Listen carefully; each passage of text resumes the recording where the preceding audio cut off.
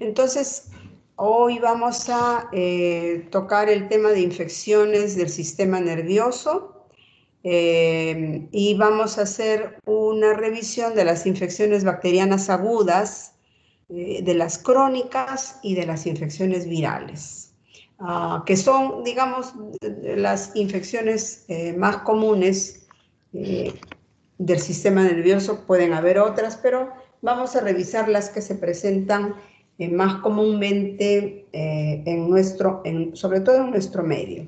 ¿Ya? Siguiente. Entonces, el objetivo de esta clase es que sepan diferenciar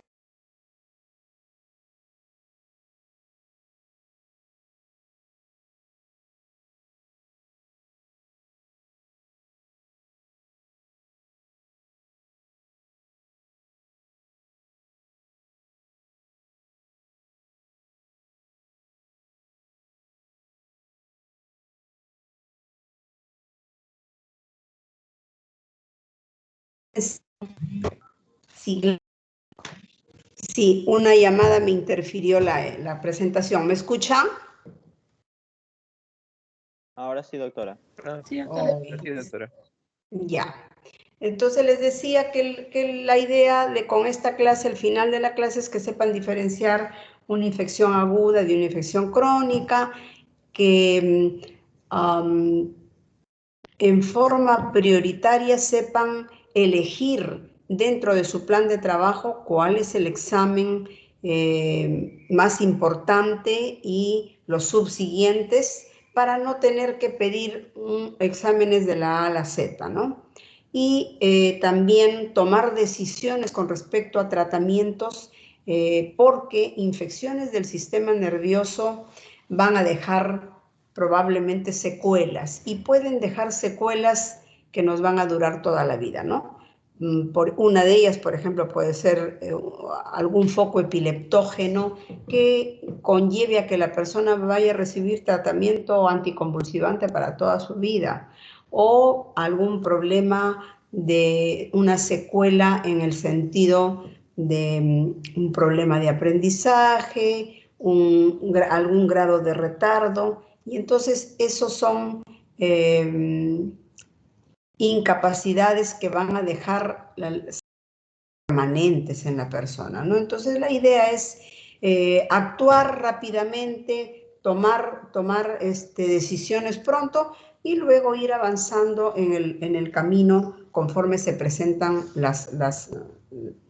los resultados. Siguiente. Si no me escuchan, me avisan, por favor. ¿Sí? Entonces, dentro de las infecciones del sistema nervioso, una de las más frecuentes es la meningitis bacteriana. La meningitis bacteriana, o meningoencefalitis, porque la bacteria puede ingresar por la meninges, pero luego va y invade el encéfalo. Entonces, cuando ya hay signos que nos indican un compromiso del parénquima, ya estamos hablando de un cuadro meningoencefálico. Esta meningitis bacteriana es una infección patrimonio del niño. Es raro que un adulto tenga una meningitis bacteriana, es bastante raro. Nunca podemos decir en absoluto que no lo va a tener el adulto, no, pero si hablamos en orden de frecuencia, es una patología pediátrica, del grupo pediátrico. Entonces, con ese punto de partida vamos a decir que las manifestaciones clínicas de una meningitis bacteriana están en relación al cuadro infeccioso de fondo, fiebre, alza térmica. El paciente va a tener cefalea, va a tener alteraciones en el nivel del estado de conciencia, dependiendo qué tan comprometido esté el encéfalo, ¿no? Si a eso agregamos náuseas, vómitos, y puede haber también fotofobia, podríamos estar intuyendo que hay un síndrome de hipertensión endocraniana, ¿no? Como le decía Yuseli, hay que recordar que los síndromes son conjunto de signos y síntomas neurológicos. Entonces yo voy juntando síntomas y signos y voy configurando mis síndromes neurológicos. Uno de los síndromes neurológicos importantes es el síndrome de hipertensión endocraniana. Entonces, si el paciente tiene una cefalea intensa, si el paciente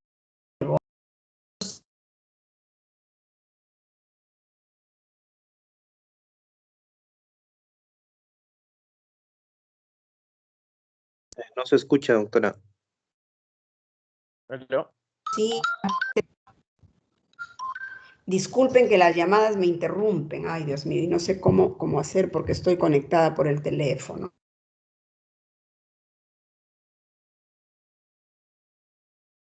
No se preocupe, doctora. Ay, Dios mío, qué terrible. Lo puede poner, doctora, en modo avión y de ahí activar de nuevo su internet. Pero no se desconectaría. corta la... Sí, se desconecta, sí, Ya. sí. Ya lo Sí, intenté la vez pasada y me parece que perdí, ya se me perdió la clase, sí. A ver, yo creo que ya le puse rechazar, ojalá que no me llamen de nuevo. Entonces, les decía que uno de los síndromes neurológicos es el síndrome de hipertensión endocraniana, que puede estar configurándose en el paciente que tiene una meningitis, meningoencefalitis. Obviamente que los signos meningios van a estar presentes y dentro de los signos meningios, para recordar semiología, Kernig, rigidez de nuca, Kernig y Brudzinski. Como les decía que esta es una patología del niño, entonces hay que examinar al paciente en forma integral, es decir, no solamente abocarnos al examen neurológico, sino también al examen de los otros sistemas. Y cuando me refiero a los otros sistemas, estamos incluyendo al aparato respiratorio, a la piel, a las articulaciones, a los músculos. ¿Por qué? Porque como vemos en esta lámina, el hecho de que encontremos alguna alteración en esos otros sistemas nos van a orientar al germen que está comprometiendo este cuadro. Vamos a tener que hacer unidad clínica y vamos a decir, si hay un foco neumónico, no vamos a pensar que el neumococo está en el aparato respiratorio y en el sistema nervioso hay otro germen. Hacemos unidad clínica y decimos el paciente está con una meningitis a neumococo. Si por el contrario encontramos una erupción rojiza, puntos rojizos en la piel del niño, vamos a tener que pensar que el germen involucrado es el meningococo. Si por el contrario examinamos articulaciones o el niño se queja de dolor en las articulaciones, entonces hay una artritis y entonces vamos a pensar en el Haemophilus influenza. Esa es la idea de esta lámina, de indicar que el examen del niño que padece, en el que sospechamos meningitis bacteriana, tiene que ser un examen integral, donde nos aboquemos a buscar focos respiratorios, neumónicos, a buscar alguna alteración, alguna expresión en la piel o en las articulaciones, porque eso nos da pie a que hagamos clínica y tomemos una decisión pronta y decimos, bueno, aquí hay el Haemophilus influenza y voy a iniciar un tratamiento de esta manera. Siguiente.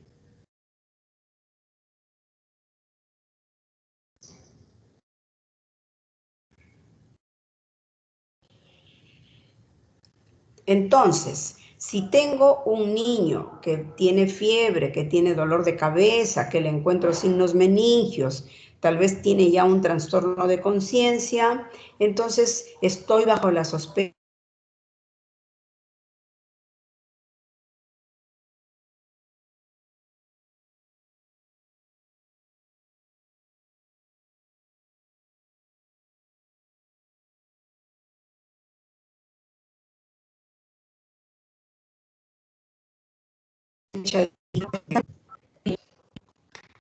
Ay, nuevamente disculpas, las disculpas. Ay, Dios mío, no sé cómo va a parar esto. Ya. Entonces les decía que con la sospecha de una... ¿Están escuchándome? Ay, Dios mío. Sí, ¿Me doctora. escuchan? Sí, doctora, Ay, Sí, ay, ay, doctora. escucha. ya. Sí, la escucho. Entonces, bajo la sospecha de una meningitis bacteriana, yo debo hacer mi plan de trabajo y a la cabeza yo tengo que pensar que debo de demostrar la alteración biológica y la única manera de demostrar la alteración biológica es examinando el líquido cefalorraquídeo. El líquido cefalorraquídeo lo realizo a través de la punción lumbar y la punción lumbar debo ya obligatoriamente como parte del trabajo del día a día y ya ustedes van a tener que estar acostumbrados al manejo de los consentimientos informados. Entonces, realizar un consentimiento informado, en el caso del niño a la mamá, en el caso del adulto al adulto, para realizar este examen, porque es un examen cruento, porque vamos a introducir una aguja de punción en el calar raquídeo y entonces es un examen cruento, entonces debemos de hacer el consentimiento informado.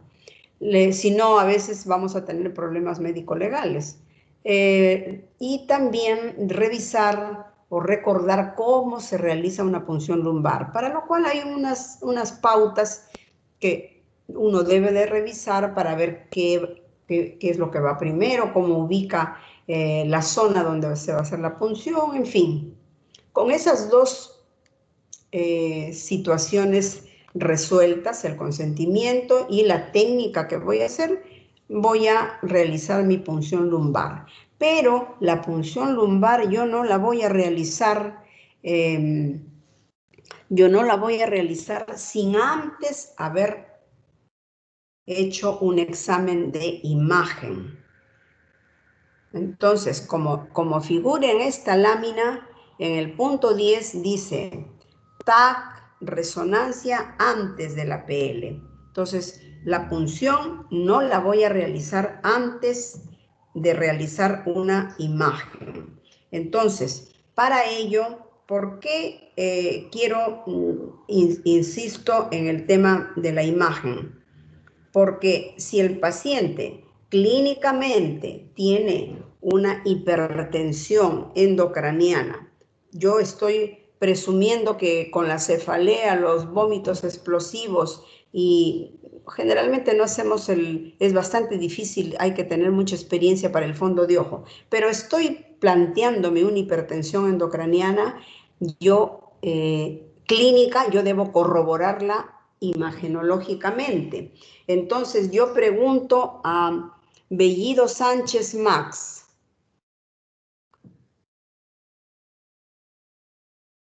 Sí, doctora, sí le escucho. Ya, te quisiera preguntar si qué cosa es lo que debo buscar en la imagen, ya sea tomografía o sea resonancia. Asumiendo que tiene una hipertensión endocraniana clínicamente, ¿qué debo buscar o cuáles son los hallazgos en la imagen? ¿Cómo corroboro? Si sabes, ¿cómo corroboro en la imagen que sí tiene hipertensión endocraniana? ¿Qué signos debo buscar imagenológicos?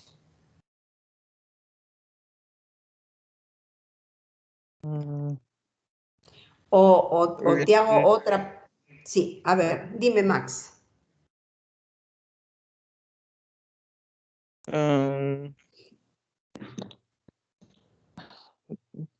Bueno, se podría observar el aumento del grosor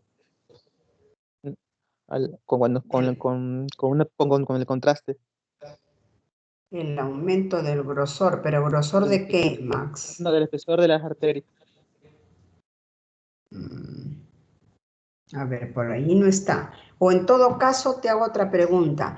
¿Tú le haces la punción lumbar, corres algún riesgo de hacer la punción lumbar antes de corroborar si hay hipertensión endocraniana? ¿Qué riesgo te corres?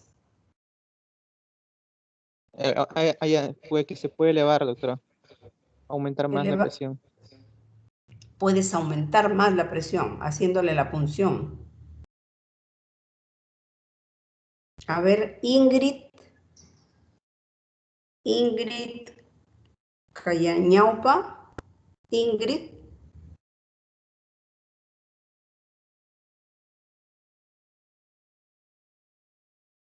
¿No está Ingrid?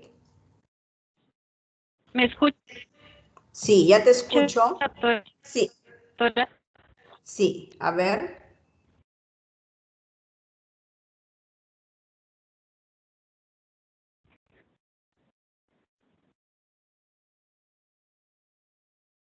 Le preguntaba a Max qué riesgo corre el paciente, más que el médico. ¿Qué riesgo corre el paciente si se le hace una punción lumbar teniendo en cuenta que tiene una hipertensión endocraniana?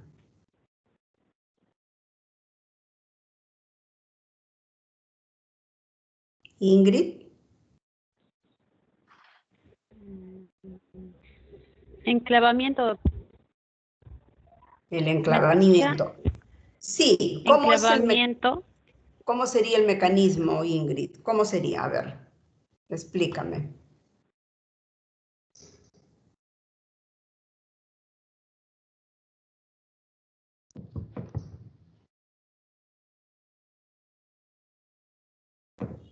Ingrid. Uy, no, mucho te demoras. A ver, ¿alguien, por favor, de los asistentes podría explicarme?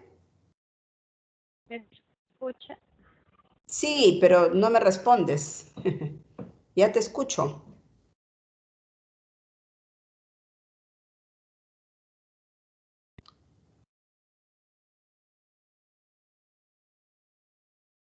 Está fallando su internet, doctora, de la compañera. Ya. Hansen Casani, a ver.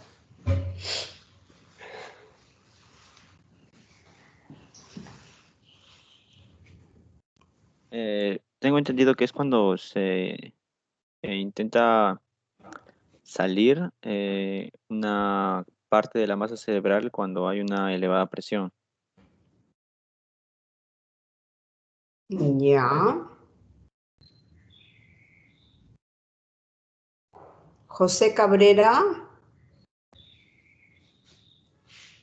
Herniación cerebral dependería del nivel. Por ejemplo, las más frecuentes son la de os del cerebro, que va para el lado contralateral, la transtentorial, cuando lo que está en supratentorial quiere ir para la parte inferior, y la más peligrosa, que es la de amígdalas cerebelosas, que puede hacer compresión del bulbo raquídeo y llevar a la muerte.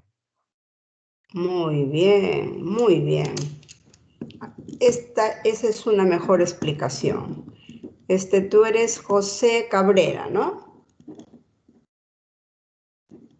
¿Sí? Sí, doctora. Muy bien.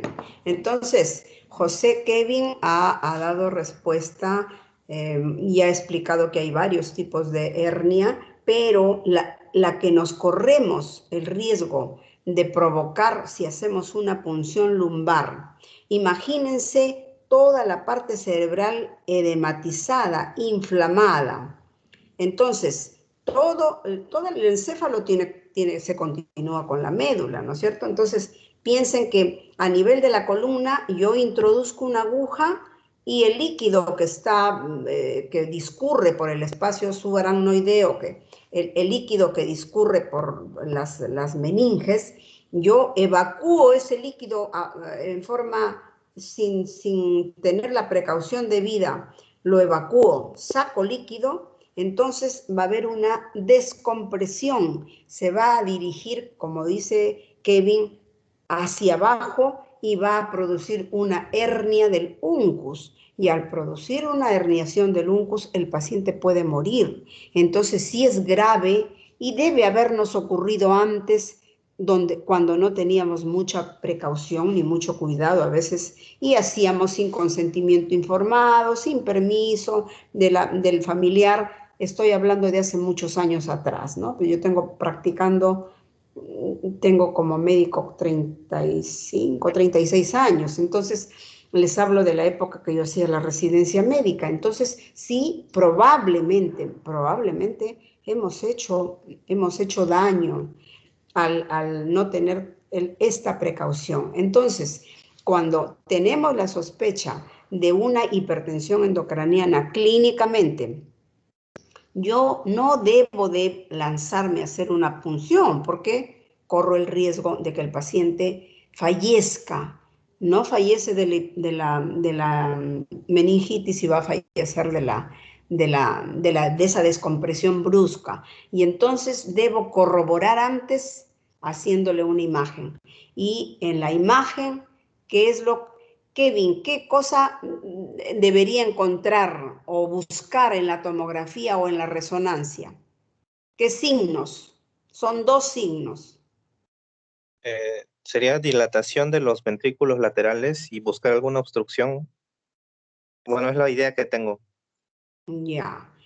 A ver, los 2 signos que debemos de buscar, primero, normalmente en una persona que no tiene hipertensión, nuestros surcos se ven clarísimo. Tenemos los surcos y las circunvoluciones. ¿Qué ocurre en la hipertensión endocraniana? Se borran estos surcos. No se distingue corteza de subcorteza. Entonces, hay un borramiento de surcos y ese es uno de los signos. Y por el contrario a lo que dices, Kevin, no hay dilatación. ¿Por qué? Porque el parénquima se ha edematizado tanto que presiona a los ventrículos. No se van a dilatar, sino al contrario, lo que yo debo buscar es el colapso ventricular, que las paredes de los ventrículos estén casi pegadas. Entonces, si hay colapso ventricular, ese es el otro signo. Yo no debo realizar una punción lumbar bajo esas condiciones. Entonces, ¿qué debo hacer? Debo colocar un diurético osmótico tipo manitol, le bajo la hipertensión endocraniana al paciente, puede pasar un día, puede pasar 2 días, le bajo la hipertensión y luego procedo a hacerle la PL.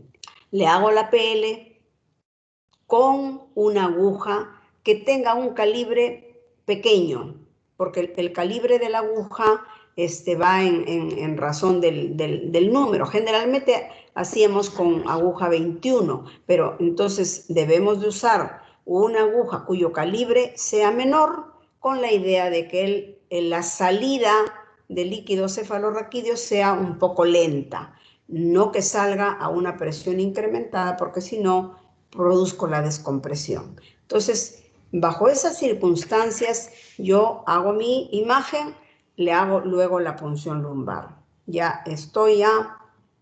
he hecho la punción lumbar y el líquido debe aspecto externo.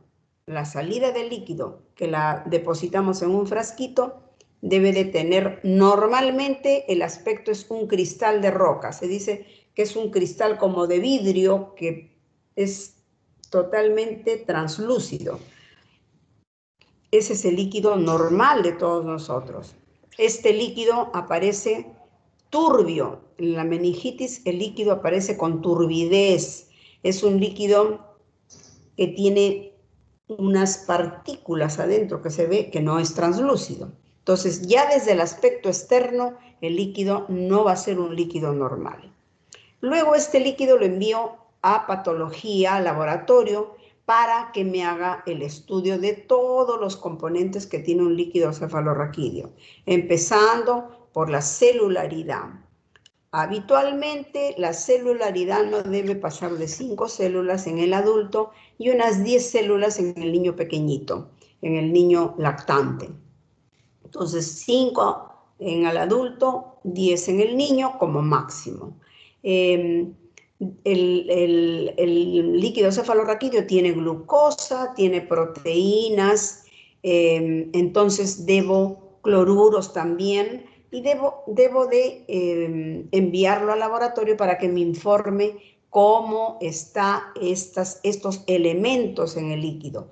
Y lo más destacado es el aumento de la celularidad.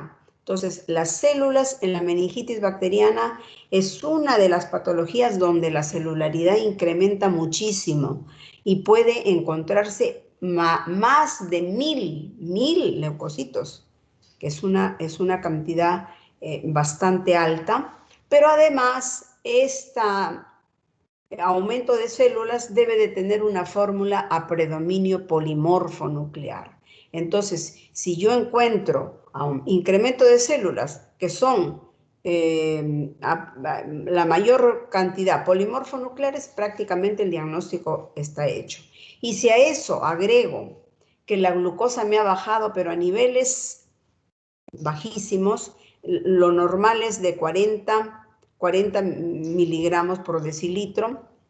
A veces esta es la única patología, la bacteriana, la que nos da niveles tan bajos que a veces no se detecta.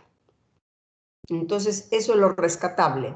De esta diapositiva encuentro hipercitosis a predominio polimorfo y glucosa baja, prácticamente el diagnóstico ya lo tengo. Y aumentan las proteínas, no en forma tan exagerada, pero aumentan, incremento de proteínas. Debo realizar cultivos, antibiogramas, debo realizar una tinción de Gram y paralelamente a esto tengo que hacer todos los otros exámenes rutinarios, un hemograma que es básico para ver leucocitosis, desviación izquierda, ver cómo está el riñón, cómo está la orina. Entonces, en niños es importante el equilibrio hidroelectrolítico, tal vez también debamos hacer el dosaje de electrolitos, buscar algún foco infeccioso aledaño y entonces hay que hacer la radiografía de tórax, hay que realizar una radiografía de cráneo porque a veces pasan inadvertidos golpes en la cabeza. Los niños son muy inquietos, movidos, entonces puede haber un pequeño trazo de fractura por donde puede ingresar algún germen, ¿no? Los senos paranasales, los niños también son proclives a infecciones de sinusitis, entonces todo ello tengo que realizarle. Siguiente. Entonces, yo ya estoy enfocada en que mi paciente tiene una meningitis bacteriana, ya le hice líquido cefalorraquídeo y me salió con esa fórmula, entonces debo de actuar en el sentido de iniciar un tratamiento antibiótico con la idea de evitar la mortalidad alta y evitar que queden las secuelas. Entonces, debo de pensar en un antibiótico que penetre bien en el sistema nervioso y eso se da cuando las meninges están inflamadas. Entonces, y también debo pensar en la actividad bactericida.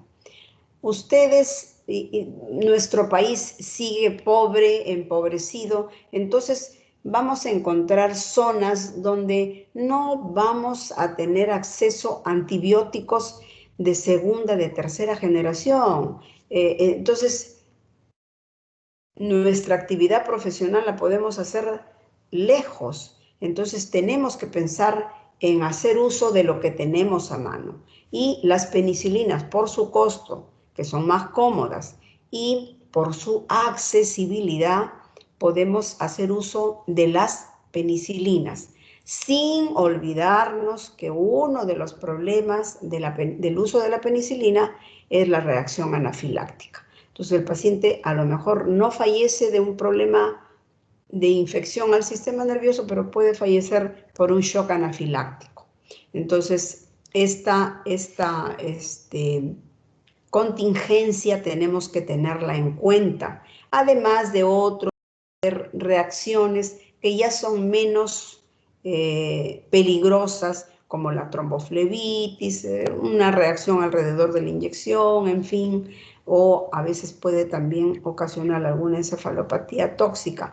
Entonces, en la medida en que podamos, difícilmente el paciente va a saber si es alérgico, ¿no? O la mamá va a saber. Entonces, tal vez con la ayuda de una enfermera, hacer una reacción una dermorreacción para ver si hay esa posibilidad de la alergia y tener cuidado o conversarlo con el familiar, los riesgos que vamos a correr con el uso de este medicamento, pero de todas maneras hay que actuar porque nos quedamos sin actuar y entonces el paciente va a demorar, y si están pensando evacuar al paciente hasta acá, las carreteras y las distancias geográficas son importantes. Siguiente.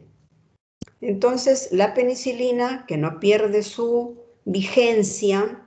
Luego, si ya estamos un poco más cerca de zonas urbanas, de zonas accesibles, ya podemos hacer uso de las cefalosporinas, donde tenemos una variedad de las cefalosporinas que penetran bien en el líquido cefalorraquídeo. Son más caras, obviamente, su costo es más elevado, pero también tienen reacciones adversas que podrían ocasionar muchas veces daño renal, necrosis tubular o daños menores, como efectos nocivos menores como la diarrea, que se puede controlar. Los beta-lactámicos solo se usan por vía endovenosa y producen mucho efecto gastrointestinal. Siguiente. El uso de aminoglucósidos lo reservamos para un grupo etario que es los más pequeñitos, porque los más pequeñitos son más proclives a hacer infecciones por gérmenes gram negativos. Entonces, aminoglucósidos para neonatos y lactantes. Y estos aminoglucósidos se concentran poco en 25% de la concentración plasmática en el líquido cefalorraquídeo, y hay que también recordar que pueden dejar ototoxicidad, pueden dejar hipoacusias en el niño o dejar niños con sordera. Entonces ese también es otro efecto importante, o un daño renal. Pero pienso que todo conversado con el familiar, poniéndole ventajas y desventajas para tomar una decisión, hay que tomar una decisión, porque si no estamos frente a una o a otra situación. El cloranfenicol lo usamos poco realmente. Hay un efecto que, si bien es cierto, no lo tenemos muy frecuente en nuestro medio, que es la aplasia de médula ósea.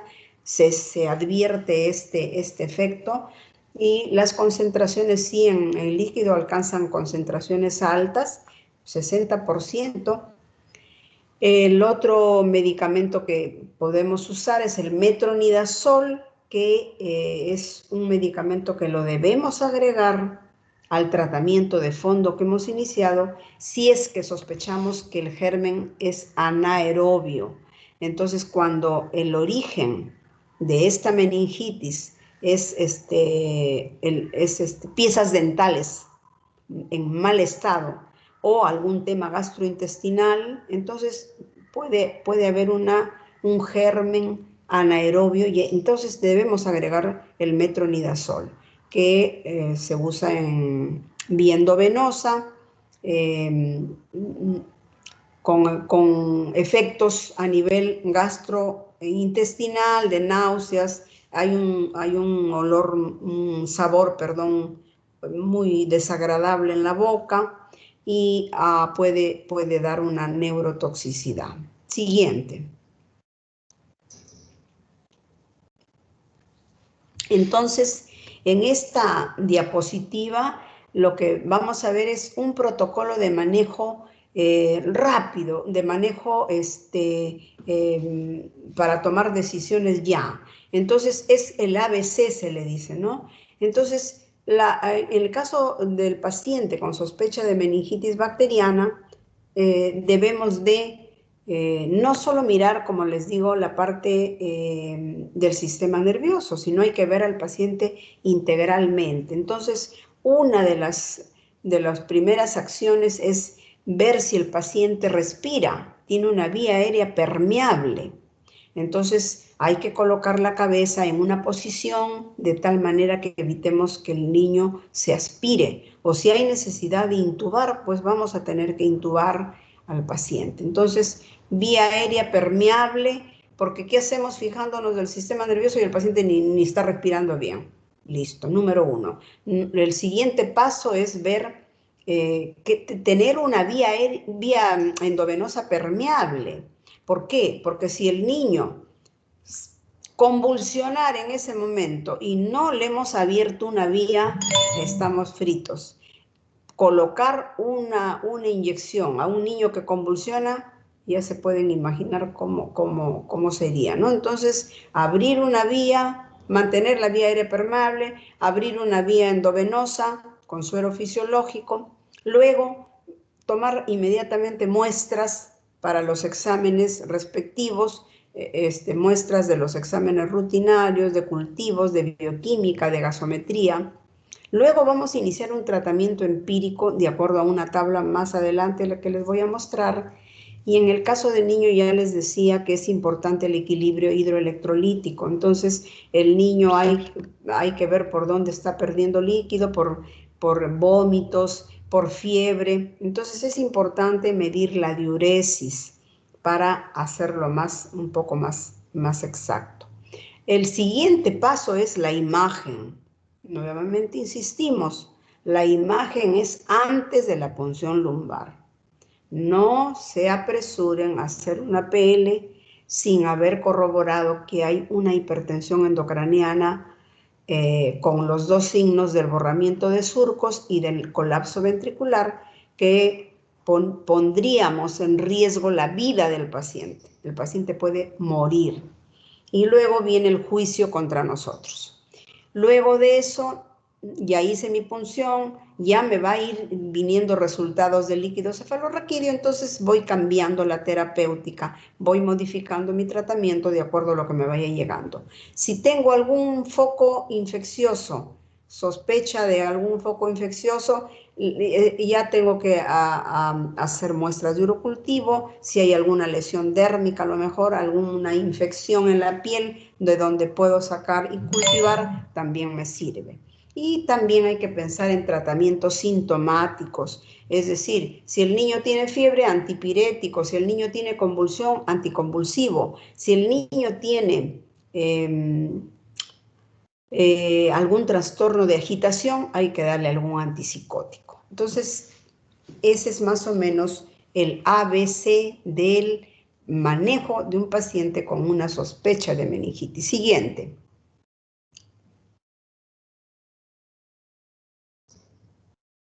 Entonces, hablábamos de un tratamiento empírico inicial y ya luego lo vamos modificando. ¿Qué cosa es lo que tengo que tener en cuenta para iniciar un tratamiento empírico? Yo tengo que tener en cuenta la edad, porque los gérmenes de un neonato no son iguales a los del niño en edad escolar ni a los del niño más grande. Entonces, edad, importante factor. El siguiente factor, ¿qué enfermedad previa traía el niño? El niño a lo mejor es portador de otitis crónica, entonces la fuente de su infección al sistema nervioso es el oído probablemente, o a lo mejor tiene antecedente de sinusitis, ya le han hecho, ha habido tratamientos y el niño trae como es portador de sinusitis, o se cayó y a lo mejor tiene un trazo de fractura, y entonces con edad, patología previa, y le agrego ahí el estudio del Gram, que nos va a permitir que todo el abanico de agentes bacterianos yo lo agrupe en Gram positivos y Gram negativos. Entonces, el resultado del Gram ya me va a estrechar ese abanico de posibilidades y ya me voy a quedar o a lo mejor con los Gram positivos o a lo mejor con los Gram negativos. Entonces, ya disminuyo todo mi espectro de agentes etiológicos. Y el tratamiento lo voy modificando de acuerdo, como les decía, a los resultados de los exámenes que me van llegando. En líneas gruesas, en líneas generales, en forma digamos, para tomar alguna acción terapéutica. No les digo que esto sea un dogma ni esto, pero como una orientación así, una meningitis meningocócica, penicilina por 7 días, una meningitis por otras bacterias de 10 a 14 días, también penicilina de 10 a 14 días, meningitis por estreptococo, que es más frecuente que la listeria, por 3 semanas, y las meningitis a gran negativos por mínimo 3 semanas. Esto, como les digo, es en líneas generales. A los pacientes realmente hay que hacerles tratamientos, lo ideal sería hacerles tratamientos personalizados, pero muchas veces no tenemos buena información en la historia, a veces estamos muy apurados y hacemos el examen en forma incompleta, entonces tomamos determinaciones que no son las adecuadas. Siguiente. Dentro de otras medidas, aparte del uso antibiótico, hay los corticoides que debemos usarlo antes de la primera dosis del antibiótico, y ahí podemos hacer uso de la dexametasona en las dosis que se señalan, recordando que el tratamiento con corticoides debe ser por periodo corto, ¿no? Por todo el tema que implica el uso de corticoides. Pero si hay necesidad de prolongar, pues debemos de prolongarlo. Todo depende de cómo evoluciona el paciente. Hay que también tener en cuenta que el paciente puede entrar en shock, que puede requerir hidratación, que puede necesitar ser aislado. Si hay una sospecha de meningococo, me va a contagiar toda mi sala de niños. Entonces yo debo de aislar al paciente. Entonces hay medidas que hay que tomarlas en cuenta. Y también recordar que hay factores que predisponen a las infecciones del sistema nervioso en los niños, y ahí, por ejemplo, es el hecho de que el niño sea lo más, digamos, común, que tenga derivaciones ventriculares, que el niño haya nacido con una hidrocefalia y le han tenido que poner una válvula hace mucho tiempo, y esas derivaciones ventriculares muchas veces sirven de fuente de infecciones, o tengan otros focos infecciosos a distancia, o sean portadores de alguna fístula. La siguiente.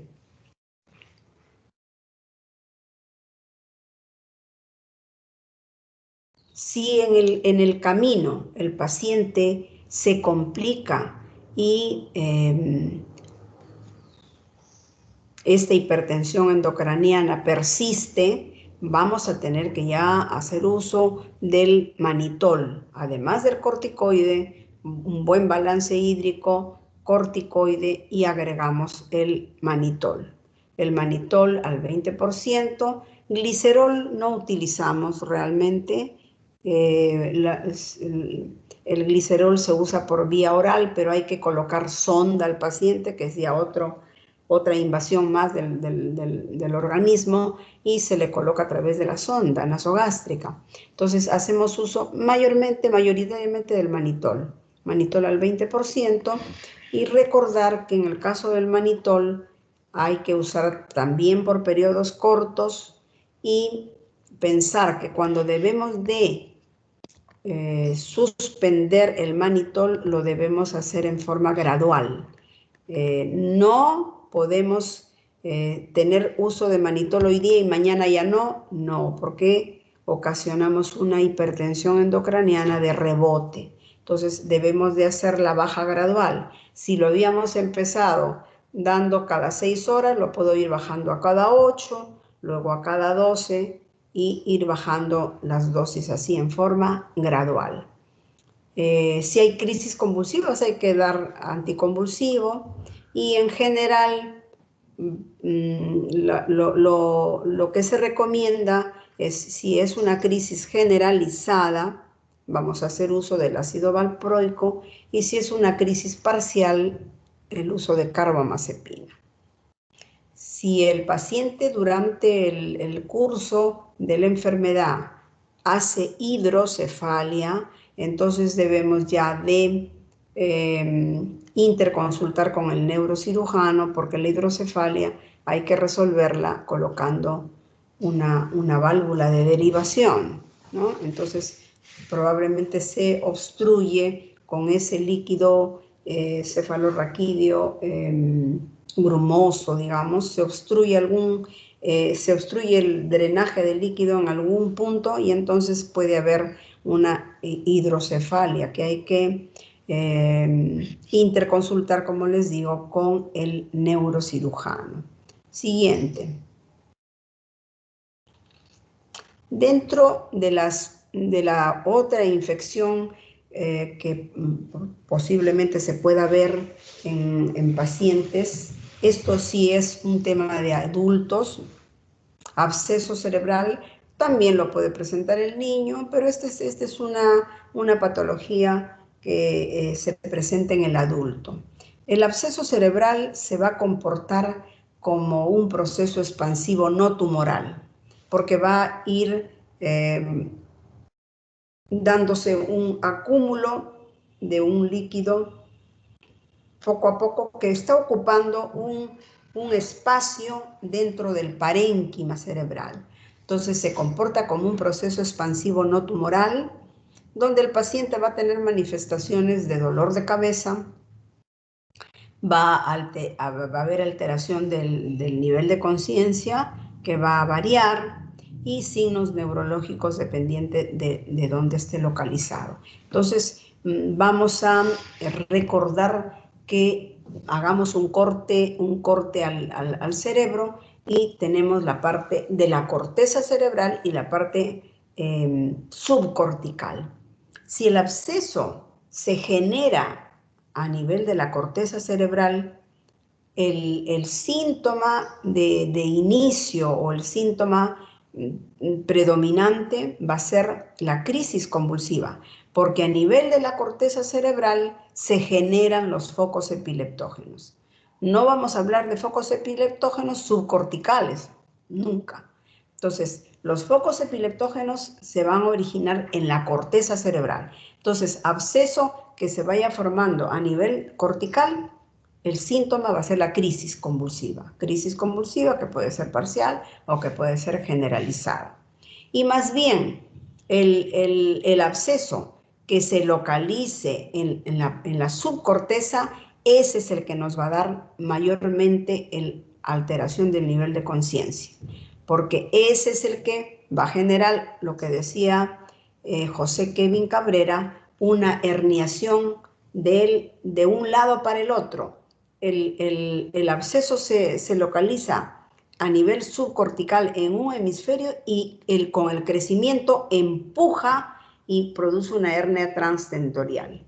Se ejerce y se va para el otro lado y empuja hacia el otro lado y produce hipertensión endocraniana, con lo cual va a generar un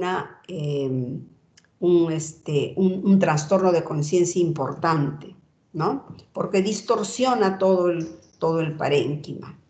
Cuando se habla de signos neurológicos focales, estamos hablando de, tenemos que recordar, a ver, Julisa Benítez. Julisa Benítez, ¿está presente? Julisa Benítez Palacios. Está. José Luis Cárdenas.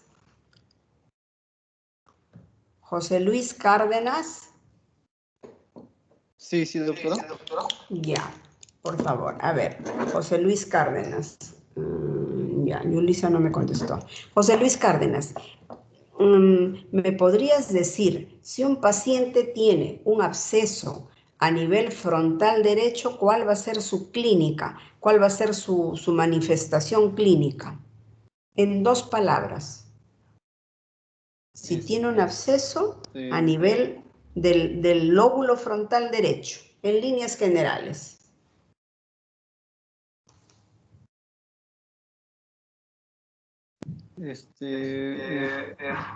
Puede ser, doctora, alguna alteración en lo que es el lenguaje. Puede ser. El lóbulo frontal izquierdo, por el control del lenguaje y la articulación. Ya, puede ser una, sí. ¿Qué otra En manifestación? lo que es el lóbulo frontal derecho, podría ser con movimientos no verbales, como ver, por ejemplo, aléjate un poquito del lenguaje y recuerda qué función tiene el lóbulo frontal, aparte del tema del lenguaje. organización, doctora.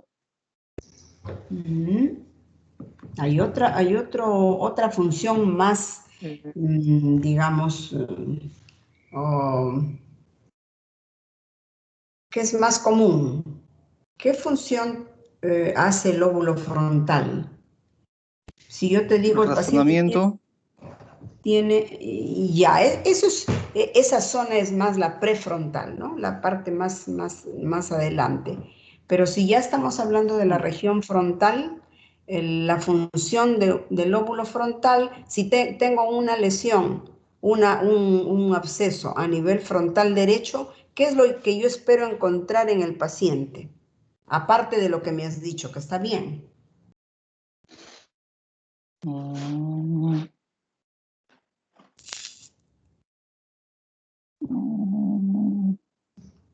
Geraldine Barrios, a ver, Geraldine. Sí, doctora. A ver. El área motora. Ya, entonces, ¿qué espero encontrar?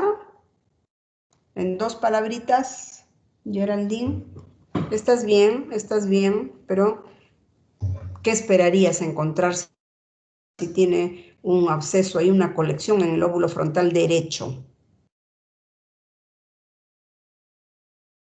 Eso es para que recuerden su semiología. ¿Has dicho Doctora, bien? ¿Has dicho bien? Sí, dime. ¿podría ser alteración Jansen. motora, pero del lado izquierdo? Muy bien. Entonces, Correcto. lo que yo tendría que esperar, por eso le decía, son 2 palabras nada más. Una, hemiparesia izquierda. Listo. Entonces, yo espero encontrar un déficit motor contralateral. Si está localizado en el lado, en la región frontal del lado derecho. Si por el contrario tuviera un absceso en la región parietal izquierda, Giancarlo Serna. ¿Podría ser una alteración de la comprensión del lenguaje, doctora? Estamos hablando de parietal, ¿ah? Parietal. Ay. A ver, entonces en la parte auditiva, a ver. A ver, recuerden, lo parietal, ¿qué concentra? ¿Qué concentra lo parietal? El lóbulo parietal.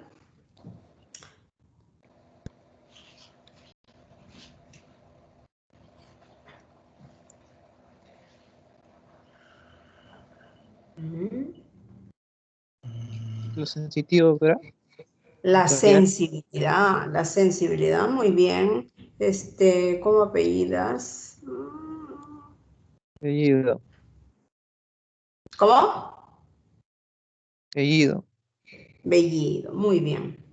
Lo sensitivo. El lóbulo parietal concentra todo lo que es la sensibilidad, entonces lo que yo espero encontrar es un déficit sensitivo, hipoestesia, anestesia, lo que está en relación a la parte de la sensibilidad. Si encuentro Sharon,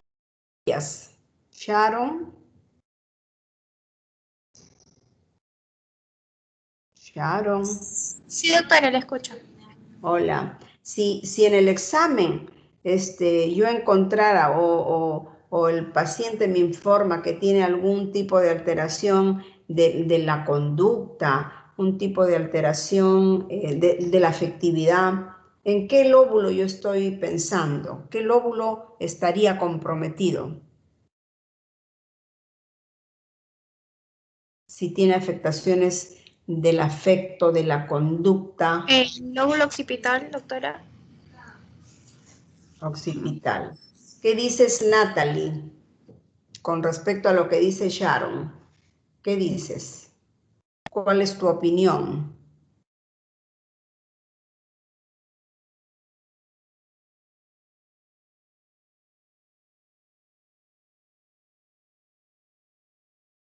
Natalie, ¿está o no está? Natalie, ¿no está? Bueno, Yuseli. Sí, doctora, el lóbulo frontal. El lóbulo frontal. ¿Y qué opinas sobre lo que ha dicho tu compañera que dice que el lóbulo occipital? ¿De qué se encarga la parte occipital? De lo que es el área visual. Si es que hubiese un foco epileptógeno ahí, probablemente habrían alucinaciones simples. O las problemas. Eso. Entonces, para recordar así, grueso también, frontal, motor, parietal, sensitivo, temporal, lo que es memoria, afecto, conducta, ¿qué otra cosa hay en la parte temporal? El área del lenguaje comprensivo, porque el área del lenguaje expresivo está en la parte frontal, ¿no? En el área de Broca. En el área de Wernicke, que es parte de la región temporal, está el área del lenguaje comprensivo. La parte occipital, visual, es sensorial, es un tema de agudeza visual, ¿no es cierto? Entonces, en ese sentido, dice signos neurológicos focales que van a depender de dónde esté localizado, ¿no es cierto? Para dar la expresión clínica. Y dentro de los otros signos generales tenemos, el paciente puede tener fiebre, puede tener leucocitosis, que como dice ahí, el hecho de que no lo encontremos no quiere decir que no tiene absceso, no, porque pueden estar ausentes en el 50% de casos. Siguiente.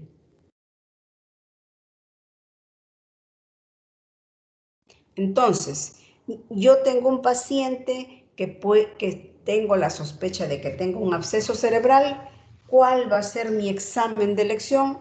Imagenológico, de todas maneras. Yo tengo que demostrar con la imagen, ya sea con la tomografía o ya sea con la resonancia, esa alteración y dónde, de acuerdo a la clínica, buscarla dónde frontal, parietal, como les decía. Entonces, si le hago una tomografía, obviamente que ambas pruebas las debo realizar con el contraste. Tomografía con contraste o resonancia magnética con contraste. Entonces, en la tomografía obviamente que la resonancia tiene mejor resolución y si accedo a una resonancia, yo prefiero pedirle la resonancia. Y si no, bueno, si ya no tengo a mano eso, bueno, tendré que hacerle por la tomografía. Entonces, en la tomografía hablamos de densidades, mientras que en la resonancia hablamos de intensidad. Entonces, la tomografía nos va a permitir ver una hipodensidad, que es, para que ustedes me entiendan, es la apariencia oscura, negra. Hipodensidad es lo que vemos negro. Entonces, hay una hipodensidad que va a captar contraste y a eso le vamos a decir, ahí hay una cerebritis. Es bien difícil diagnosticar con una tomografía una cerebritis, pero si se trata de un tomógrafo, bueno de última generación, a lo mejor sí. Esa es en la primera etapa, pero cuando ya este proceso avanzado, ya se forma una especie de anillo, un tiro al blanco, y ese anillo ya indica que el absceso es maduro, ya se ha formado una cubierta y se forma como una imagen en anillo. Si bien es cierto, esta imagen en anillo no es patognomónica del absceso, pero es muy sugerente, ¿no? Y la historia clínica nos ayuda. La resonancia magnética va a permitir ver en un T1 una hipointensidad que va a captar también contraste, y en un T2 una área central de hiperintensidad igual rodeada de una cápsula hipointensa y un edema hiperintenso. Estas manifestaciones en la resonancia las podemos detectar temprano, más precoz que la tomografía. La tomografía muchas veces no nos muestra la imagen que quisiéramos, y la resonancia y también nos va a permitir actuar. Hay que realizar en este paciente otros exámenes, una radiografía de tórax para ver si tiene focos sépticos pulmonares. Si hay, lo ideal sería punzar el absceso y cultivar ese material del absceso. Entonces, para ello hay médicos neurocirujanos que tienen expertise en realizar las biopsias o las punciones por estereotaxia. Entonces, con un aparato que los orienta, pueden llegar al contenido del absceso, sacar y poder estudiar este contenido. El origen del absceso cerebral es una infección por contigüidad, es decir, de una zona pasa inmediatamente a la otra. Entonces, el paciente que tiene infecciones del oído, hay adultos que tienen antecedentes de infecciones óticas, por ahí va a ir y el absceso se va a localizar en la región temporal, porque esa es la región que está más cercana a la parte del oído. Si hay sinusitis frontales, el paso tiene que ser a la región prefrontal. Si hay sinusitis aquí en la parte maxilar, también pasa el germen y puede invadir por contigüidad el tejido, el parénquima encefálico. Y el trazo de fractura es en cualquier zona, ¿no? Siguiente. Entonces, el absceso es por contigüidad. La medicación antibiótica también se recomienda que debe ser temprano para evitar que el paciente pase a cirugía. Cuando no actuamos rápido y ya el absceso es maduro, ya ahí no penetra ningún antibiótico y ya el paciente tiene que acabar en un acto quirúrgico, ¿no? Que ya es más riesgoso, a pesar de que hay ahora otros métodos, cirugías cerradas. También antes se hacían las cirugías abiertas, que son cruentas, ¿no? Y que también revisten riesgo porque los abscesos que están localizados en la profundidad es más difícil, digamos, acceder, y entonces se puede arrastrar todo el germen, invadir y hacer una invasión mayor. La elección empírica se hace en función de la fuente del origen del absceso. Entonces, pensando en qué gérmenes más frecuentes del oído en un adulto, de acuerdo a eso, elegimos el antibiótico. O en la sinusitis, entonces, de la fuente del absceso es que tenemos que nosotros tener en cuenta para tomar iniciar un acto terapéutico, ¿no? Un tratamiento terapéutico. En pacientes inmunodeprimidos hay que considerar que hay otras fuentes que son los parásitos y los hongos, ¿no? Que afectan al paciente inmunodeprimido, que generalmente es el paciente que tiene el VIH, que es el problema que nos genera inmunodepresión en nuestro medio, ¿no? Y luego ya hay que modificar también el tratamiento de acuerdo a lo que nos vayan viniendo los resultados de cultivo. En este caso del absceso cerebral, sí el seguimiento lo tenemos que hacer con imágenes, a veces hasta cada 2, cada 3 días, hacer una tomografía para ver si el absceso, si hay disminución de la imagen o a lo mejor en lugar de disminuir está incrementando ya y no estamos por el camino correcto. Siguiente.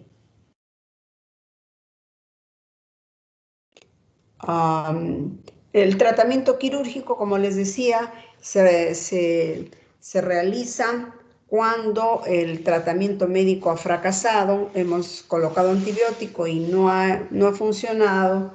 Entonces hay el tratamiento quirúrgico que puede ser drenaje quirúrgico cerrado, que tenga bastante experiencia el médico, con la estereotaxia y craneotomía abierta, que era lo que se usaba antes, ¿no? La craneotomía abierta yo creo que sirve o tiene menos complicación si el absceso está en la región cortical, porque se accede rápidamente, se hace una trepanación y por ahí se evacúa. Pero si ya es subcortical, si está más profundo, entonces ahí es más difícil, ¿no? Hay que pensar en un tratamiento antiedematoso, si hay convulsión, anticonvulsivo, y también ver el foco primario, ¿no? El foco infeccioso, de dónde vino esa infección al sistema nervioso. Siguiente.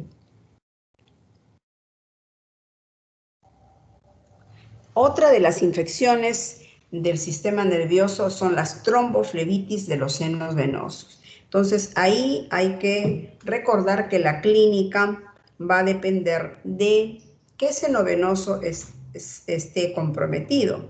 Y dentro de los senos venosos la clínica va a variar. Y entonces, por ejemplo, si hay tromboflebitis del seno cavernoso, tenemos que recordar la anatomía, la neuroanatomía, para puntualizar que por el seno cavernoso van a pasar todos los nervios oculomotores. Los nervios oculomotores, que son el tercero, el cuarto y el sexto. Entonces, pero además de estos 3 oculomotores, va a pasar la rama 1 del trigémino, es decir, la rama oftálmica del trigémino, que nos va a dar sensibilidad a la parte superior de la hemicara, de la correspondiente, ¿no?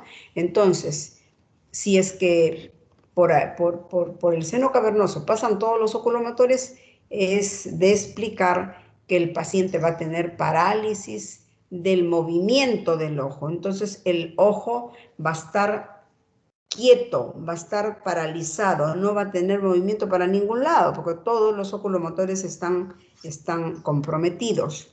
Y además, si examinamos la sensibilidad de la cara, vamos a encontrar que va a haber disminución de la sensibilidad a nivel de la frente, del lado comprometido. Puede ser el derecho, puede ser el izquierdo. Entonces, parálisis oculomotora, hipoestesia o anestesia de la región frontal, derecha o izquierda. El ojo va a estar en protrusión, es decir, salido, exoftalmos. El ojo está bien salido, está congestionado. Quemosis conjuntival quiere decir que está enrojecido. Va a tener edema, congestión venosa, parálisis, y esa es la apariencia que nos da una tromboflebitis del seno cavernoso. Si es más bien el seno lateral o transverso el comprometido, el paciente va a tener dolor de cabeza, va a tener edema de papila, y los nervios que se comprometen ya son nervios más bajos, como el noveno, el 10º, y entonces el paciente puede tener alteración en la deglución, en la fonación, en la elevación del velo del paladar. Siguiente. Y si es el seno longitudinal, entonces el paciente va a tener, superior, el paciente va a tener manifestaciones muy adelante, ¿no? En la región de la frente, en la parte anterior del cráneo, unilateral, ¿no? Unilateral. Y entonces, como está cerca de la región cortical, entonces ahí va a tener el paciente convulsiones parciales o también un déficit motor unilateral. También como parte de esta clínica va a haber alteraciones en los campos visuales y puede tener el paciente hemianopsias o cuadrantanopsias homónimas. Como parte se compromete la región prefrontal, el paciente va a tener alteración de las funciones superiores y puede hacer apraxia, puede hacer afasia, y por esta zona también va a estar el centro de la mirada conjugada horizontal. El paciente va a tener dificultad para la movilización de ambos ojos de lado a lado, ¿no? O sea, en la mirada horizontal puede haber una parálisis de la mirada conjugada, de la mirada que se realiza con ambos ojos, y alteración de las funciones superiores, apraxia, afasia, síntomas de hipertensión endocraniana y crisis convulsivas. La siguiente. Si estamos entonces sospechando de una tromboflebitis, el examen de elección va a ser la angioresonancia. Es decir, hay que inyectar una sustancia de contraste en los vasos y pasar la fase arterial, llegamos a la fase venosa y se hace la comparación del calibre de ambos senos. Comparamos el del lado derecho con el del lado izquierdo y lo que vamos a ver es un aumento de la señal del seno venoso que esté afectado. Va a mostrarse más ancho, más amplio, ¿no? La sustancia de contraste ingresa y esa vena, ese seno venoso va a estar mucho más ancho que el homolateral. El tratamiento son antibióticos que se usan similar al del absceso cerebral y medidas complementarias antiedematosos, antiepilépticos, de acuerdo a la clínica que haya, y también hay que buscar o tratar el foco infeccioso primario. Siempre también eso es un tema que viene por contigüidad también, el germen viene de las zonas aledañas a donde esté ubicado el seno venoso. Siguiente. Entonces, de esta revisión primera, donde hemos revisado lo que es la meningitis bacteriana, que predomina en el niño, el absceso cerebral, que se comporta como un proceso expansivo no tumoral, y las tromboflebitis, pasamos a infecciones de carácter crónico, y obviamente que la principal es la tuberculosa. Entonces, las meningitis o meningoencefalitis tuberculosas son mortales o dejan secuelas y tampoco no se actúa en su debido momento. La meningitis tuberculosa va a pasar por diferentes estadios, donde tenemos el estadio prodrómico o el estadio número 1 en romano, que con síntomas que son realmente inespecíficos tanto en el niño como en el adulto y no nos hacen sospechar que estamos frente al inicio de un cuadro tuberculoso, porque el niño hace vómito, dolor abdominal y entonces todos los pediatras piensan esta es infección digestiva o infección urinaria. Y en el adulto se caracteriza este periodo, esta fase, por cambios en la conducta y entonces el paciente va a psiquiatría, se deprime, está confundido, hay cambios de conducta. Ya en la etapa 2 intermedia ya va a haber signos o síntomas neurológicos donde predomina el dolor de cabeza, los vómitos Obviamente, si encontramos signos meningios, ya el cuadro está más claro. Y si además encontramos alteración de nervios craneales, con más razón, siendo los más afectados siempre los oculomotores, también en la meningitis tuberculosa. Entonces, estadio prodrómico, muy inespecífico, viene el estadio 2, donde ya viene el compromiso meningio. Siguiente slide. Y luego ya tenemos el compromiso parenquimal. Aquí en el estadio 3 ya prácticamente el Mycobacterium se ha metido en el encéfalo, ya da crisis convulsivas, parciales o generalizadas, y signos de hipertensión endocraniana, que en el niño pequeñito, que la fontanela aún no se le ha cerrado, hace que la cabeza aumente el perímetro cefálico, se vuelvan más cabezoncitos, a diferencia del adulto, donde ya ocurre el edema de papila, ¿no? Este ya es un estadio grave, donde el paciente ya hay un compromiso parenquimal, meningoencefálico. Y entonces hay que recordar que la meningitis tuberculosa que no es tratada va a ser altamente mortal, y el retraso del tratamiento puede llevar al riesgo de muerte o dejar una secuela importante. Siguiente. Entonces, al igual que en la meningitis bacteriana, en la meningitis tuberculosa también debo de demostrar la alteración biológica, y esa alteración biológica la debo de demostrar a través del líquido cefalorraquídeo. Entonces, igual hay que realizar una punción lumbar con la atingencia de que si hay una hipertensión endocraniana, también debo de usar siempre la imagen primero, ¿ok? Entonces, sin los riesgos que implique una hipertensión endocraniana, le realizo la PL y el líquido no es tan claro como dice la diapositiva, porque puede ser un líquido amarillento. Se le llama también un líquido xantocrómico, porque tiene una coloración amarillenta, cetrina, también líquido cetrino, líquido xantocrómico. Este líquido puede estar con la presión incrementada. Lo envío al laboratorio y en la respuesta del laboratorio me va a indicar que las células también están incrementadas, pero no en la cantidad que se incrementa en la bacteriana.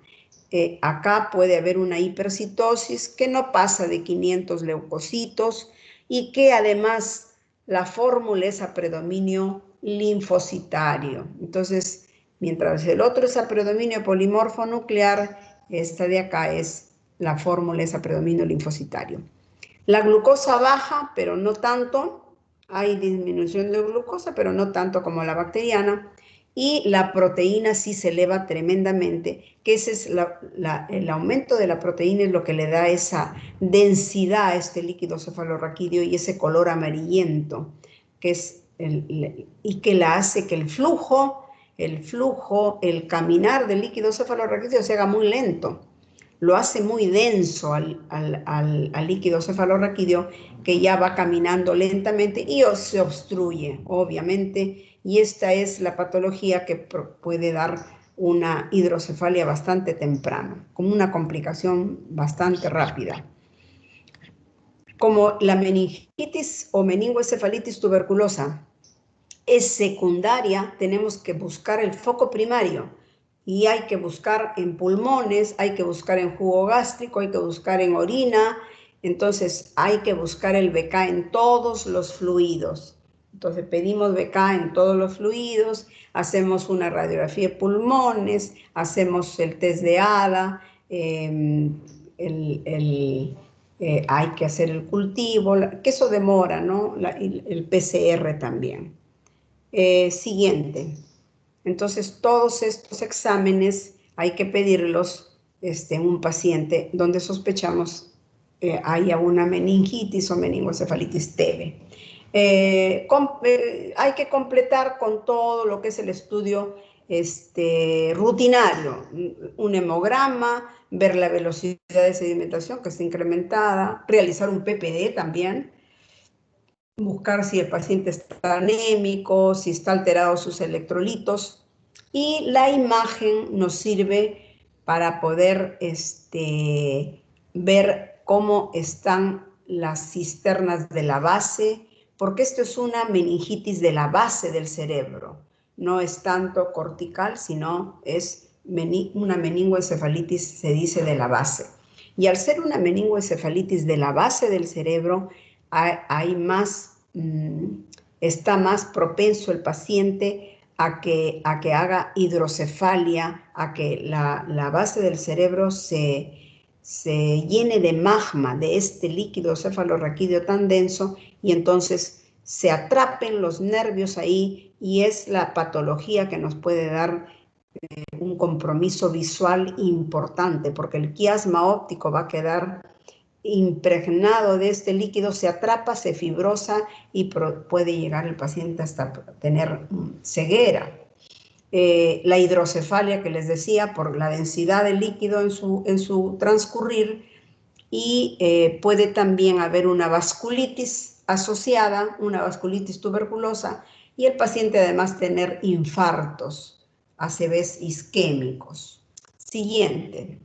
El tratamiento, a ver, bueno, la TB del sistema nervioso, la primera fue meningitis o meningoencefalitis, pero puede también la tuberculosis afectar al paciente y manifestarse como tuberculomas, que son lesiones expansivas, también no tumorales, y que pueden coexistir con la meningitis, como que pueden ir solas. Entonces, estos tuberculomas, dependiendo de dónde estén, si están localizados a nivel cortical, la crisis convulsiva es la manifestación principal, y si están subcorticales, más bien van a dar dolor de cabeza, si son un poco grandes, van a dar dolor de cabeza rodeado de edema, y entonces puede haber cierto grado de hipertensión endocraniana.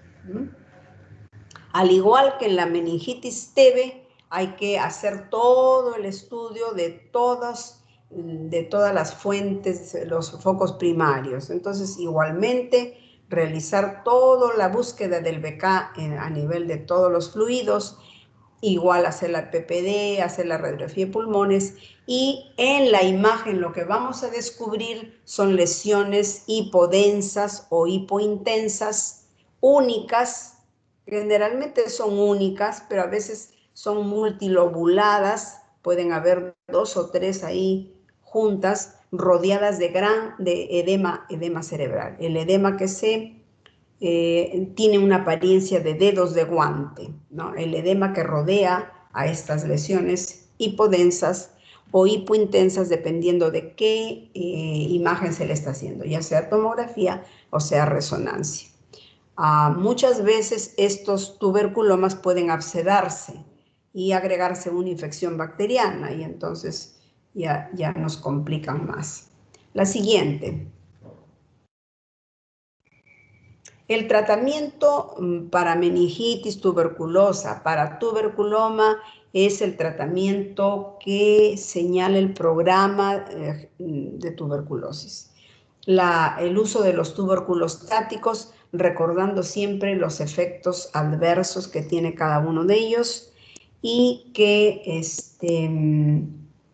lo que hace el Instituto de Ciencias Neurológicas es dirigir el tiempo de tratamiento. Se produce una retroalimentación con el centro de salud de donde derivaron al paciente. Una vez que derivaran al paciente, se le diagnosticó en el hospital, se inició el tratamiento y está encaminado, se le devuelve a su centro de salud, y entonces el paciente va a venir a la consulta neurológica cada cierto tiempo, y el neurólogo del instituto decide cuánto tiempo de tratamiento va a llevar este paciente, de acuerdo a cómo vaya la evolución. Los tiempos más largos establecidos son para el mal de Pott. Entonces, en esta espondilodicitis tuberculosa es donde los tratamientos se han prolongado por tiempos largos, ¿no? Por bastante tiempo. Con la medicación igual. Siguiente, hay que recordar que en tuberculosis ya tenemos la siguiente, tenemos el tema de la resistencia del paciente fármaco resistente, la TB fármaco resistente, que generalmente está descrito en el personal de salud, enfermeras, médicos. Entonces hay que protegerse siempre que estemos en una sala donde haya sospecha de estos pacientes, pacientes infectados con TB. Entonces, eso hay que tenerlo bien en cuenta porque ya están descritos médicos que han fallecido por un tema de una tuberculosis fármaco-resistente. Siguiente.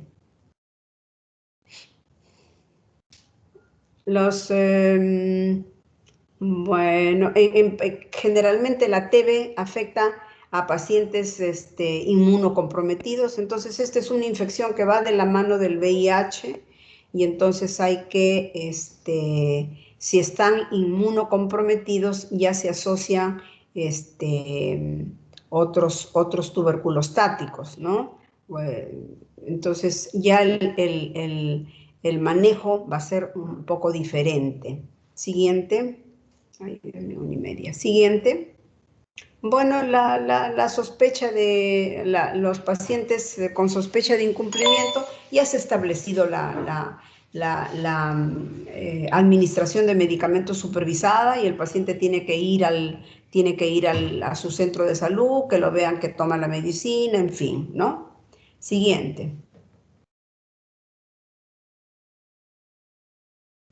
Y dentro de otras medidas terapéuticas, obviamente si hay hipertensión endocraniana hay que hacer uso del corticoide, del diurético osmótico, o si también hay alteración del nivel de conciencia, o este aumento de proteína es tan marcada que hay que tratar de desinflamar eso para que no se produzca la obstrucción y la hidrocefalia, el bloqueo espinal. Siguiente. Y entonces ante la contingencia de que el paciente tenga hidrocefalia, ya tenemos que acabar en un manejo quirúrgico, y cuando estos tuberculomas no ceden al tratamiento, cuando el paciente convulsiona y no lo podemos controlar, ya también tenemos que acabar en cirugía a través de biopsia por estereotaxia, o cuando también el diagnóstico realmente no es el correcto, no estamos en el camino correcto, entonces hay que hacer la biopsia para poder determinar si es que no estamos frente a un tuberculoma porque no evoluciona con el tratamiento. La siguiente. Entonces, estas han sido las manifestaciones de una meningitis tuberculosa con su hallazgo en el líquido cefalorraquídeo. En el caso de las infecciones por hongos, estas infecciones micóticas afectan al paciente. Ya el huésped es un inmunodeprimido, definitivamente. La infección por hongo no coge al paciente inmunocompetente. Entonces, la clínica va a ser muy parecida a la infección por meningitis TB. Entonces, la clínica va a ser casi parecida. Sin embargo, acá ya va a haber compromiso. Estamos en la obligación de buscar un compromiso sistémico. Y entonces, de acuerdo a indagar y a buscar la afectación en otros sistemas, es que vamos a orientar por el origen, por qué tipo de hongo es el que está metido en este paciente. Entonces, si el paciente tiene una afectación pulmonar, debemos de pensar en esos tipos de hongos que están descritos, histoplasmas, aspergillus, blastomyces. Si más bien hay una infección cutánea, en esos otros de ahí, o infección ósea, o si hay una infección, un compromiso de senos y órbitas. Entonces, el compromiso sistémico nos tiene que hacer pensar en una unidad clínica para decir, la infección por hongo es la misma de lo que se está encontrando extraneurológicamente. Siguiente. Ante la sospecha de una infección por hongo, igual buscar la alteración biológica, y la alteración biológica, la única manera es con el líquido cefalorraquídeo. Entonces, hago la punción lumbar, encuentro un líquido claro, transparente, que me va a hacer bien similar a la meningitis tuberculosa. O sea, ahí no tengo modo de diferenciarlo mucho, ¿no? El LCR va a ser parecido, va a tener un aumento de células, a predominio linfocitario, va a bajar la glucosa y va a aumentar las proteínas. Por ahí no me guía mucho, porque el líquido va a estar parecido al de la TB. Se tiene que realizar otra serie de exámenes ya inmunológicos para más o menos, dependiendo de cuáles, por dónde está orientado el tipo de hongo, entonces debo de ir pidiendo los exámenes para poder más o menos ir orientándome. Pero otra de las, otro de las pruebas que debo de solicitar, bueno, antes de eso, hay que hacer la tinta china, que es para ver los hongos encapsulados. Es fácil, o sea, es sencillo en el sentido de que el paciente se le hace la PL, inmediatamente el residente corre con la muestra al laboratorio, inmediatamente es un resultado ahí, inmediato. Entonces, esa prueba se hace corrientemente, es un examen rutinario dentro de la institución, ¿no? Dentro de los otros exámenes complementarios, si hay lesiones cutáneas, hay que biopsiar. Si hay lesiones articulares, ¿no? También aspirar y cultivar esas lesiones, o también debe hacerse aspirado de médula ósea. Para lesiones, broncoscopía para sospecha de lesiones pulmonares, gammagrafía ósea, y tenemos que hacer una imagen a nivel del cerebro, ¿no? Y entonces muchas veces nos hemos encontrado con la disyuntiva de decir, esto es tuberculosis o esto es toxoplasmosis. Entonces a veces es muy difícil hacer la diferencia entre la TB y la infección por hongo. Entonces, a veces se tiene que dar cobertura mayor, ¿no? Pero estamos frente a esa disyuntiva cuando hemos tenido oportunidad de visitar la sala de enfermedades infecciosas, donde están los pacientes con VIH, y que usualmente la mayoría o son TB o son infecciones por hongos. Siguiente. Tratamientos antifúngicos, donde el grupo de los azoles son los que mayormente se utilizan, anfotericina también, tratamientos que son bastante caros, pero que, como los pacientes ahora están cubiertos por el seguro del SIS, tienen la posibilidad de llevar su tratamiento completo, y entonces con un pronóstico que, si bien es cierto no es tan bueno, pero por lo menos se les disminuye una infección más de todas las infecciones agregadas que tienen los pobres pacientes inmunodeprimidos, ¿no? En la medida en que sea posible, se puede restaurar las defensas. Hay que procurar que no se tenga mucha vía, catéteres, derivaciones, retirarlas porque son fuente de infecciones. Si hay hipertensión endocraniana, hacer el tratamiento, uso de corticoides. y tratamiento quirúrgico si es que hay la atingencia de hidrocefalia, ¿no? La hidrocefalia siempre es una complicación en este tipo de cuadros. Siguiente. ¿Cómo avanzó la hora tanto? Ya.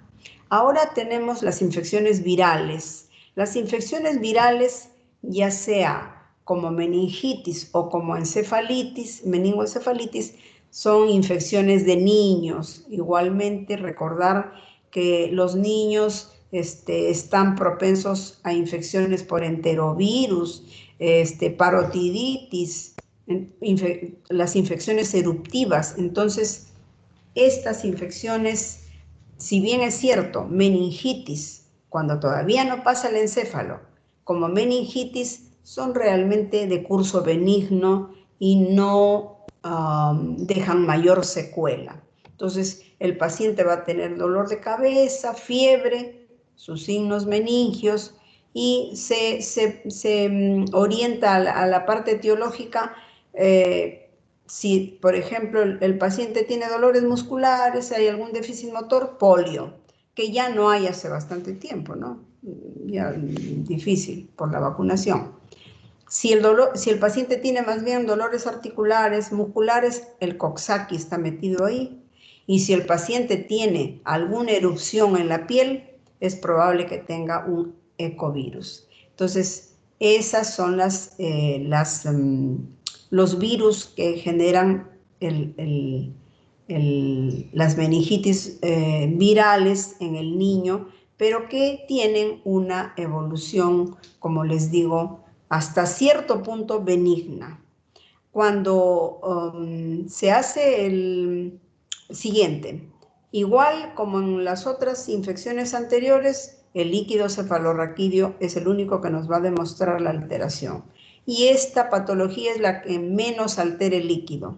La glucosa va a estar bien, las proteínas están bien, aumentan las células, no en mucha cantidad, es un aumento muy discreto y muchas veces hacemos la punción lumbar y el líquido sale totalmente normal. Es decir, el líquido sale, se le llama meningitis aséptica, porque no hay evidencia alguna de alteración.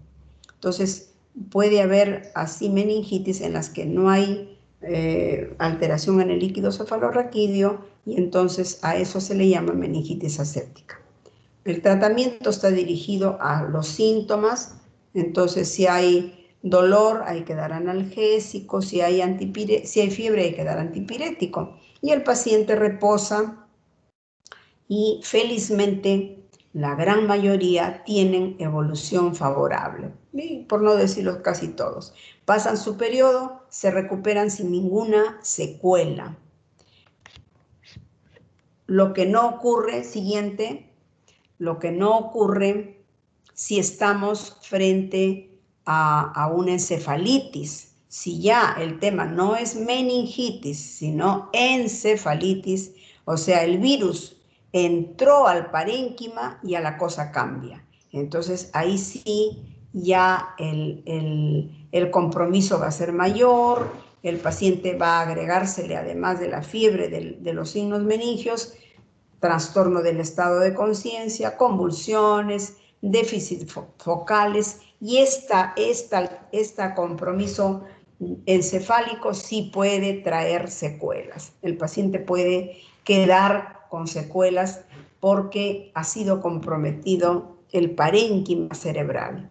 Entonces, ahí sí van a estar metidos los virus ARN o el virus ADN, ya sea enterovirus, herpes, mayormente los que comprometen más, enterovirus, herpes y adenovirus, ¿no?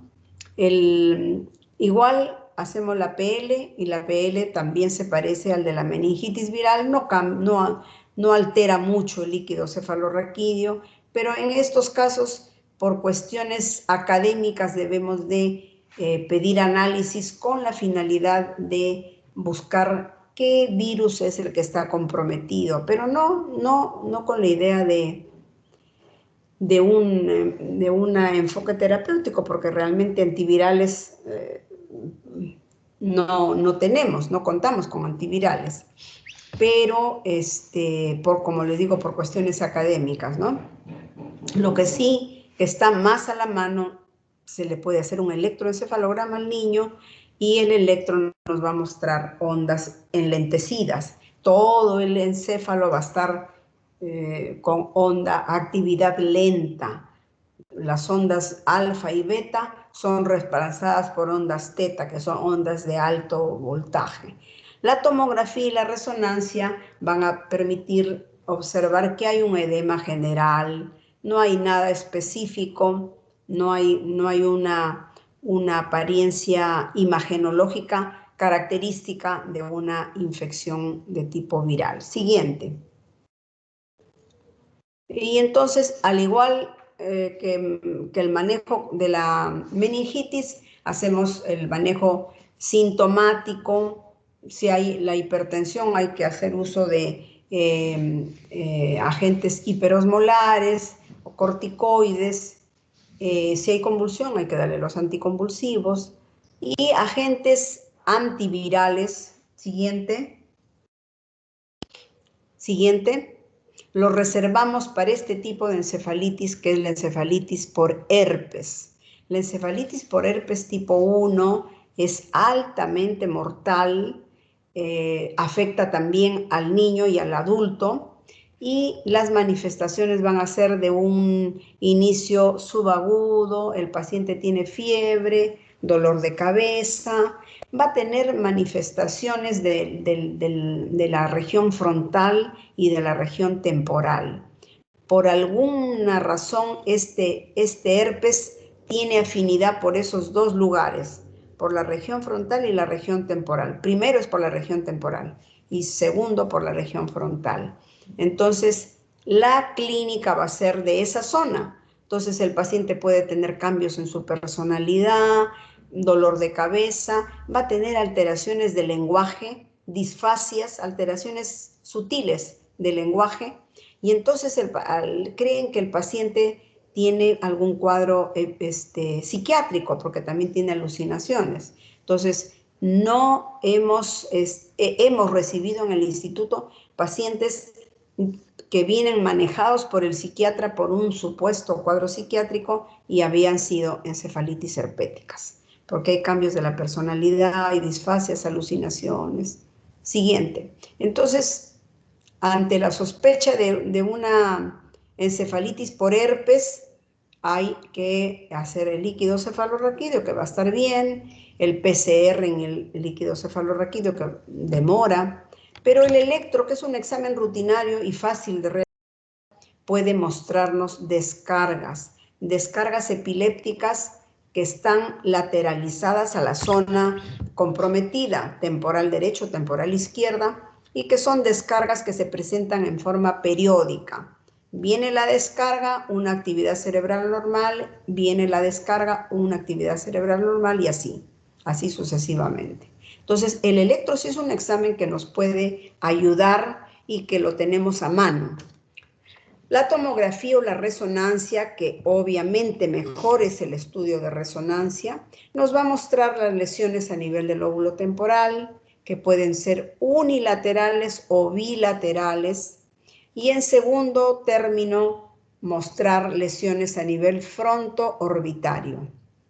Esas son las dos localizaciones por las cuales el herpes se va y coge estas zonas para infectarlas. Muchas veces hay que llegar a la biopsia cuando no tenemos una historia clínica clara, cuando no nos ayudan los exámenes.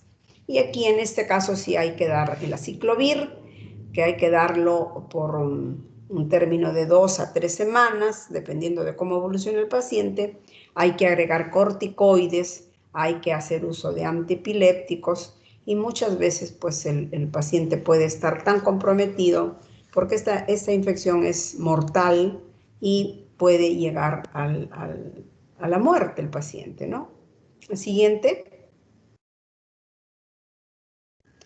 Este cuadrito solamente es para infecciones víricas, no necesariamente. Este cuadrito es solo para puntualizar que en la meningitis bacteriana, o llamada también purulenta, la alteración máxima es en la celularidad y que la fórmula es a predominio polimorfo nuclear, mientras que las crónicas, las infecciones subagudas o crónicas, la alteración principalmente está, en la primera es la hipercitosis a predominio polimorfo nuclear y la glucosa baja a 0, mientras que en las crónicas la celularidad incrementa no mucho, 2 cruces, a predominio linfocitario, pero el importante alteración está en las proteínas. Las proteínas aumentan sobre todo en la meningitis o encefalitis tuberculosa.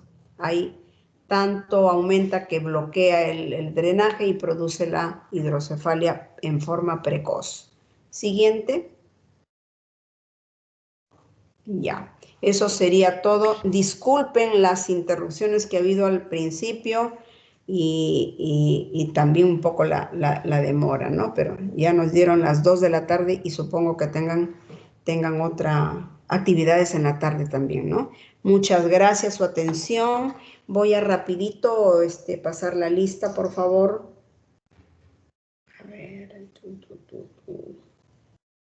entonces empezamos con, a que se nos haga rápido la Bellido Sánchez. Presente, doctora.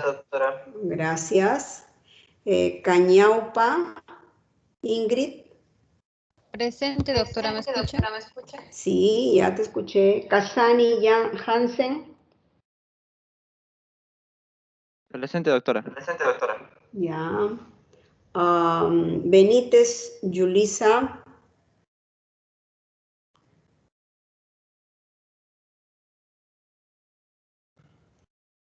Benítez Yulisa. Creo que ya no estuvo. Ah, sí, ¿y dónde estuviste? Porque te llamé también en antes y no te presentaste. ¿Sí? Ahí está escrito. Ya. Cárdenas Chávez, ¿no es cierto? Doctora presente. Ya. Barrios. Cárdenas. Barrios. ¿Perdón? Cárdenas Muñoz le decía. Ah, perdón, Cárdenas Chávez, yo te cambié ya a Cárdenas Muñoz. Ya, te cambié de apellido. Barrios, Geraldine. Presente, doctora. Ya, Serna, Carlos Serna.